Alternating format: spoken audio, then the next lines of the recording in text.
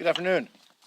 As Liz says, if anybody wants to know the devastation of socialism and the tyranny that often is accompanied by socialism, I invite you to come and speak to some of my constituents, including the thousands of former political prisoners, and the relatives, by the way, of current political prisoners who are languishing in Cuba's prisons just because they've had the courage to speak for freedom or speak out against the regime.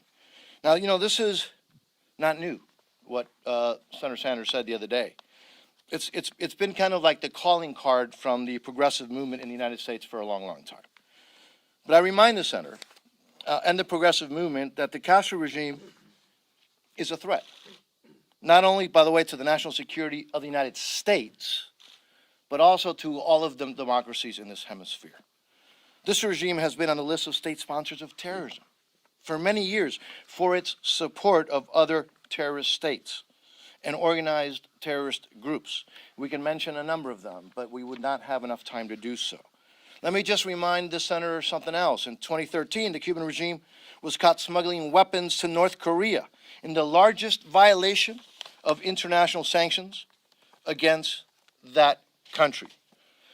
It has been propping up the Maduro regime in Venezuela with thousands of intelligence operatives, and again, in opposing the Venezuelan people's desire for freedom and democracy.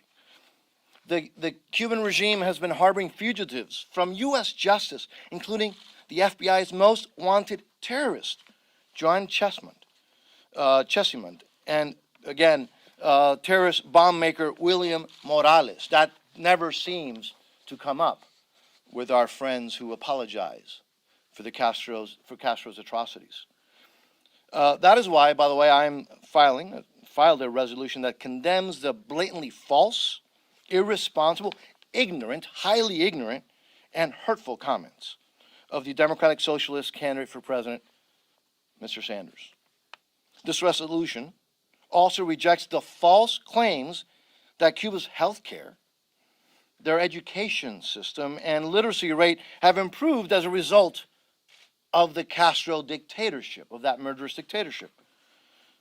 Claims that have been, by the way, debunked time and time again, and yet they continue to use them and repeat them, and Senator Sanders is not the first one to do so. So let me give you some facts. According to the State Department report, Cuba's infant mortality rate was 32 of 1,000 live births, one of the best in the Western Hemisphere in the 1950s, pre-Castro.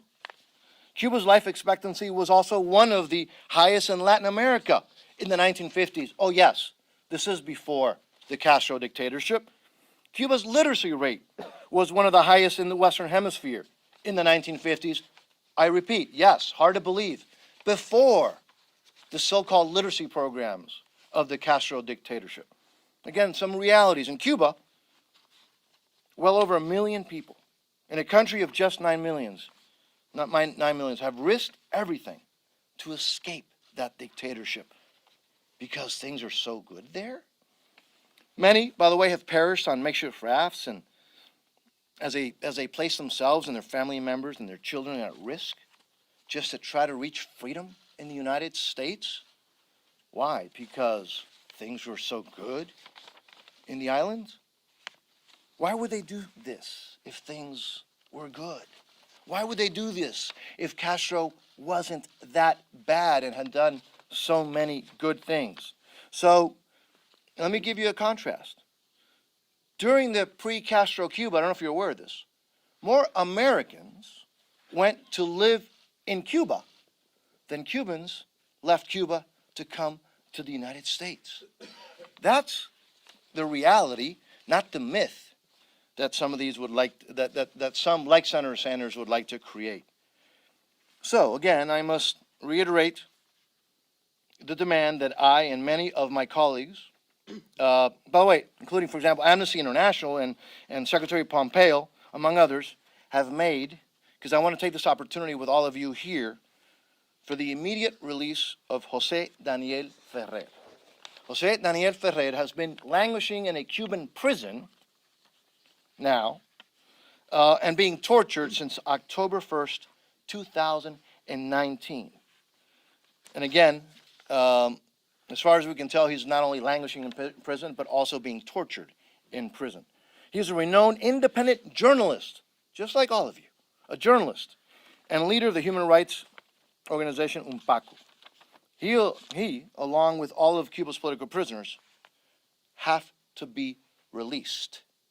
But it seems that the apologists for the Castro regime, those now and those for the last few years, will like to talk about maybe some things that Castro has done, by the way, things that they give him credit for that he has done which he didn't do, while never talking about the real situation that the Cuban people are suffering, the threat to our national security, and the damage that that regime is doing around the world and in this hemisphere. So in contrast with the blatantly false, irresponsible, ignorant, and hurtful comments about the Castro regime, and from the center and the usual apologists of that regime, this resolution stands in solidarity with the people of Cuba as they struggle against that regime while demanding human rights, democracy, and freedom.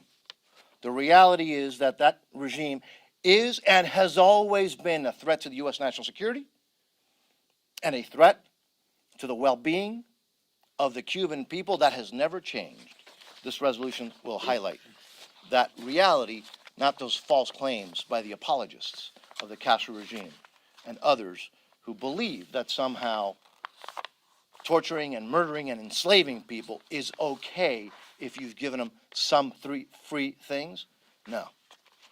The only thing the Castro regime has done is taken away the future, the freedom, the well-being of the Cuban people.